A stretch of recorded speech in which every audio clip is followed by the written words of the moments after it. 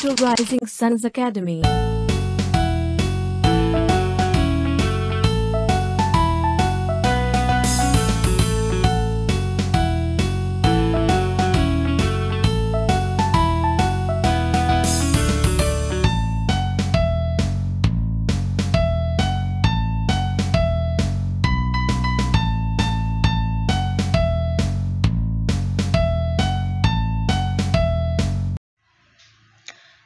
Good morning दोस्तों, आप सभी का एक बार फिर से बहुत बहुत स्वागत है करंट अफेयर के सेशन में। आज है 22 मई 2021 और हम देखेंगे 22 मई का करंट अफेयर। सारे क्वेश्चंस कवर करेंगे, तो बने रहिए वीडियो के लास्ट तक हमारे साथ। पूरा वीडियो ध्यान से देखना है। ये सेशन सभी के लिए इम्पॉर्टेंट है, जो किसी भी एग्जाम की तैयारी कर रहे हैं सबके लिए करंट अफेयर का सेशन इम्पॉर्टेंट है, तो पूरा वीडियो ध्यान से देखें।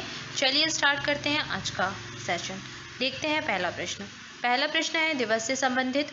क्या है प्रश्न? आतंकवाद विरोधी दिवस एंटी टेररिज्म डे निम्न में से किस दिन मनाया जाता है? ऑप्शन है 10 मई, 21 मई, 25 अगस्त, 12 जुलाई। तो किस दिन मनाते हैं आतंकवाद विरोधी दिवस? कब मनाते हैं? ऑप्शन बी इसका राइट आंसर हो जाएगा 21 मई।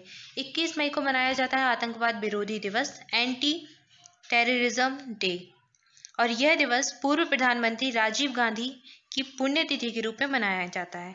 राजीव गांधी जी की मृत्यु इसी दिन हुई थी 1991 में। 1991 में आतंकवादी हमले में इनकी हत्या हो गई थी 21 मई 1991 को।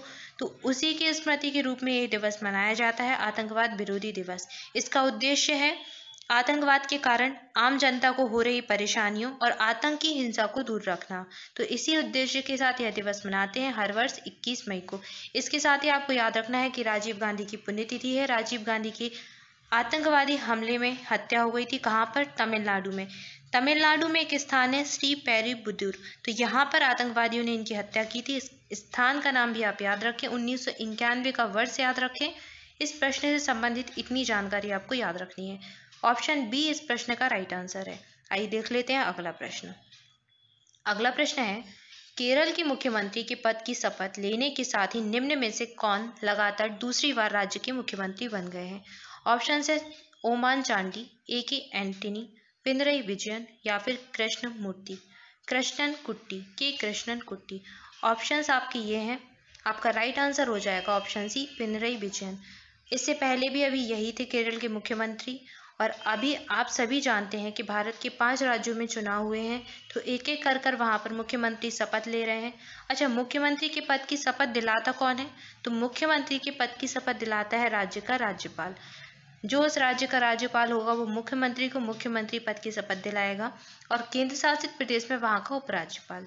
तो पिनरई विजयन लगातार दूसरी बार बन गए हैं केरल राज्य के मुख्यमंत्री। इनका नाम याद रखना है, पिनरई विजयन। ऑप्शन सी इस प्रश्न का राइट आंसर हो जाएगा। आइए देख लेते हैं अगला प्रश्न। अगला प्रश्न है श्रीलंका दौरे के लिए भारतीय क्रिकेट टीम का मुख्य कोच निम्न में से किसे नियुक्त किया गया है? ऑप्शन है राहुल द्रविड़, सचिन तेंदुलकर, विनोद कांबली, अजय जडेजा। इस प्रश्न का राइट आंसर हो जाएगा ऑप्शन ए राहुल द्रविड़। तो राहुल द्रविड़ को श्रीलंका दौरे के लिए भारतीय क्रिकेट टीम का मुख्य कोच नियुक्त कर दिया गया है। ऑप्शन ए राइट आंसर है। देखते हैं अगला प्रश्न। नेक्स्ट है सुप्रीम कोर्ट कॉलेजियम ने निम्न में से किसे इलाहाबाद हाई कोर्ट के मुख्य न्यायाधीश नियुक्त करने की सिफारिश की है? तो इलाहाबाद हाई कोर्ट का मुख्य न्यायाधीश कौन बनने जा रहा है, आपसे प्रश्न में पूछा गया है। ऑप्शन है आपके देख लेते हैं। जस्टिस अभय चतुर्वेदी, जस्टिस राहुल सचदेवा, जस्टिस संजय यादव या फिर जस्टिस अरुण मिश्रा। इस प्रश्न का राइट आंसर हो जाएगा option C justice Sanjay Yadav. तो जस्टिस संजय यादव बनेंगे इलाहाबाद हाई कोर्ट के मुख्य न्यायाधीश। सुप्रीम कोर्ट कॉलेजियम ने अभी इनकी नियुक्ति की सिफारिश की है। इससे पहले ये मध्य प्रदेश में कार्यवाहक मुख्य न्यायाधीश नियुक्त किए गए थे, और इलाहाबाद हाई कोर्ट में भी ये वरिष्ठतम जज जस्टिस संजय यादव को 14 अप्रैल को कार्यवाहक मुख्य न्यायाधीश नियुक्त किया गया था, और मध्य प्रदेश हाई कोर्ट के वकील के रूप में इन्होंने अपने करियर की शुरुआत की थी, और 2007 में ही मध्य प्रदेश हाई कोर्ट में न्यायाधीश नियुक्त हुए थे। तो आपको याद रखना है कि अभी ये इलाहाबाद हाई कोर्ट में कार्यवाहक मुख्य न्यायाधीश के पद पर कार्यरत थे। इससे पहले ये 2007 से मध्य प्रदेश हाईकोर्ट में न्यायाधीश के रूप में नियुक्त थे और मध्य प्रदेश से ही इन्होंने अपने सफर की शुरुआत की थी। ऑप्शन सी इस प्रश्न का राइट आंसर हो जाएगा। सुप्रीम कोर्ट के न्यायाधीश आपके लिए इंपॉर्टेंट है, ये एग्जाम में पूछे जाते हैं तो आपको याद रखना है। इलाहाबाद हाईकोर्ट के मुख्य न्यायाधीश बनने जा रहे हैं justice Sanjay Yadav. Option C. आइए देखते हैं अगला प्रश्न। नेक्स्ट है आपके लिए भारतीय चिकित्सा अनुसंधान परिषद यानी कि ICMR कोविड-19 की टेस्टिंग के लिए किस होम टेस्टिंग किट को मंजूरी प्रदान कर दी है? ऑप्शन है कोविसेल्फ, आयुष 64, फाइजर बायोएनटेक और ऑप्शन डी है ऑक्सफोर्ड एस्ट्राजेनेका। इस प्रश्न का राइट आंसर क्या हो जाएगा? Option A CoviSelf. तो कोविसेल्फ नाम की एक होम टेस्टिंग किट है जो कि कोरोना की टेस्टिंग करेगी, कोविड-19 की टेस्टिंग करेगी और इस होम किट को ICMR ने मंजूरी दे दी है। यानी कि अब व्यक्ति घर बैठे ही कोरोना की टेस्टिंग कर सकेगा, कोविड-19 की टेस्टिंग कर सकेगा और ये एक रैपिड फायर किट है। रैपिड फायर किट है ये और इसको मंजूरी मिल चुकी है IMCR से। ठीक है, तो रैपिड एंटीजन टेस्ट किट है ये और इसको दे दी है मंजूरी। नाम याद रखना है कोविसेल्फ। क्या नाम है? कोविसेल्फ। ठीक है, ऑप्शन ए इस प्रश्न का राइट आंसर हो जाएगा। देखते हैं अगला प्रश्न। नेक्स्ट है गूगल ने किस देश में 30 राष्ट्रीय और क्षेत्रीय मीडिया संगठनों की साझेदारी करते हुए न्यूज़ शोकेस को लॉन्च कर दिया है? ऑप्शन है नेपाल, चीन, भारत या फिर बांग्लादेश। इस प्रश्न का राइट आंसर हो जाएगा ऑप्शन सी भारत। तो गूगल ने भारत में यानी कि अपने देश में 30 राष्ट्रीय और क्षेत्रीय मीडिया संगठनों की साझेदारी करते हुए एक न्यूज़ शोकेस लॉन्च किया है। ये क्या है? न्यूज़ शोकेस है। जो न्यूज़ आती हैं तो उनकी विश्वसनीयता को बढ़ाने के लिए और उनकी और अधिक पहुंच को बढ़ाने के लिए ये अभी लॉन्च किया गया है। तो इसमें 30 राष्ट्रीय और क्षेत्रीय मीडिया संगठन शामिल हैं। इनकी साझेदारी से गूगल ने लॉन्च किया है। नाम याद रखना है न्यूज़ शोकेस। कहाँ पर लॉन्च हुआ है? भारत में। ठीक है, तो जो अभी जो विश्वसनीय समाचार होते हैं, सूचनाएं होती हैं, तो उनकी अहमियत बहुत ज़्यादा बढ़ गई है क्योंकि डिजिटल मीडिया की अहमियत बहुत बढ़ गई इस समय में। जबकि आप नहीं जा सकते, बाहर नहीं जा सकते, तो आज के टाइम में व्यक्ति घर में बैठ के न्यूज़ चैनल ही देख रहा है। तो न्यूज़ जो चैनल हैं उन तक जो समाचार है वो सही तरीके से पहुंच पाए, उनकी विश्वसनीयता बढ़े, कोई अफवाह ना फैले। तो इसी सब को कंट्रोल करने के लिए न्यूज़ शोकेस लॉन्च किया गया है। ऑप्शन सी है भारत राइट आंसर। ठीक है, देखते हैं आगे। नाम याद रखना है किसने किया है? गूगल का है ये। आइए बढ़ते हैं आगे, देखते हैं अगला प्रश्न।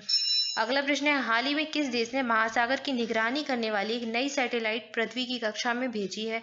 ऑप्शन से भारत, नेपाल, भूटान या फिर चीन। इस प्रश्न का राइट आंसर हो जाएगा ऑप्शन डी चीन। तो चीन ने एक नई सैटेलाइट लॉन्च कर दी है। कहाँ पर भेजी है? पृथ्वी की कक्षा में। और ये क्या करेगी? ये समुद्र और महासागर पर निगरानी रखेगी। तो समुद्रों और महासागरों की मॉनिटरिंग करेगा ये सैटेलाइट और इससे भविष्य में आने वाली जो समुद्री आपदाएं हैं उनके लिए पहले से ही चेतावनी मिल जाएगी। अच्छा, आप सभी को याद होगा कि पिछले ही सप्ताह लास्ट वीक चीन ने एक रोवर मार्स पर पहुंचाया है और चीन दुनिया का ऐसा दूसरा देश बन गया है जिसने मंगल ग्रह पर अपना रोवर पहुंचाया है। इससे पहले नासा का एक रोवर है परसेवरेंस, वो भी मंगल ग्रह पर है। तो चीन ऐसा दूसरा देश बन गया है जिसने अपना रोवर मार्स पर पहुंचाया है। इसके बाद चीन ने एक नई सैटेलाइट लॉन्च कर दी है, पृथ्वी की कक्षा में भेजी है। ये क्या करेगी? ये मौसम और समुद्र के पर्यावरण के लिए मॉनिटरिंग सिस्टम बनाएगी, मॉनिटरिंग करेगी मौसम की और पर्यावरण की। ठीक है, तो महासागरों की निगरानी करेगी। ऑप्शन डी है इस प्रश्न का राइट आंसर चीन। देखते हैं अगला प्रश्न। अगला प्रश्न है प्रधानमंत्री नरेंद्र मोदी ने गुजरात के चक्रवात ताउते से प्रभावित इलाकों में राहत और पुनर्वास के लिए कितने करोड़ की वित्तीय सहायता दी है? आप सभी जानते हैं कि अभी गुजरात के तट ताउते चक्रवात से प्रभावित हैं। बहुत सारे स्थानों पर बाढ़ जैसी स्थिति भी बनी है। तो प्रधानमंत्री मोदी जी ने कितने करोड़ रुपए का राहत और पुनर्वास पैकेज जारी किया है? ऑप्शंस देख लेते हैं। 500 करोड़, 1000 करोड़, 1200 करोड़ या फिर 1500 करोड़। इस प्रश्न का राइट आंसर है ऑप्शन बी 1000।